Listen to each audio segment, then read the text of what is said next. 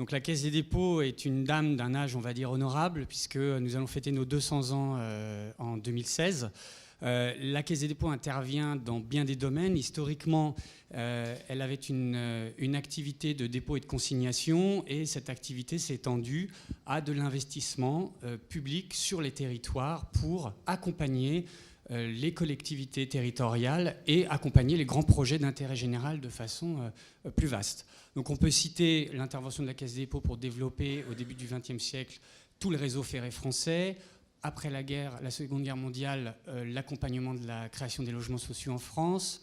Ensuite de ça, on va parler de tous les réseaux de haut débit, ensuite de très haut débit, les lignes, les LGV, etc. Donc vous le voyez, la Caisse des dépôts, sur les rues et les routes électriques, aujourd'hui nous sommes assez attentifs à cette thématique, tout simplement parce que demain, ces infrastructures et les grands travaux sur ces infrastructures feront très probablement appel à la Caisse des dépôts.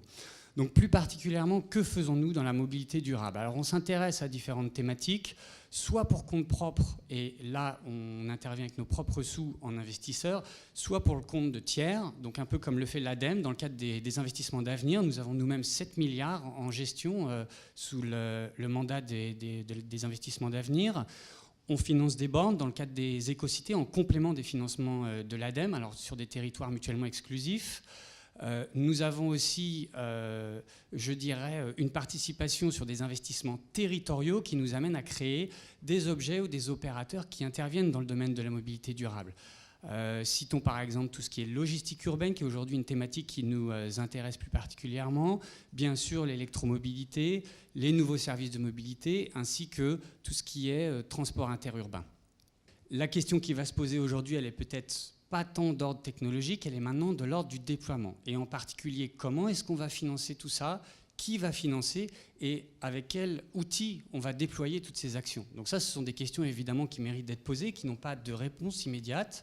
Rappelons tout simplement que le réseau routier français s'est en grande partie financé à une période où la France était en croissance et elle pouvait se permettre d'investir massivement dans ces infrastructures.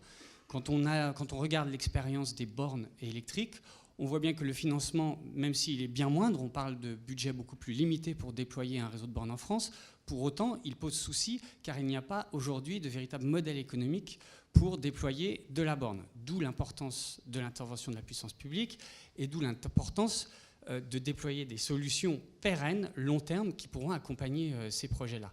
Voilà, donc juste pour vous dire que nous sommes très attentistes sur ces questions-là, que nous tenterons d'accompagner, et nous tentons encore aujourd'hui d'accompagner les collectivités sur ces questions, et nous tenterons bien sûr d'être présents dans les projets les plus innovants et sur les projets qui traitent des questions de mobilité durable au sens large. Voilà.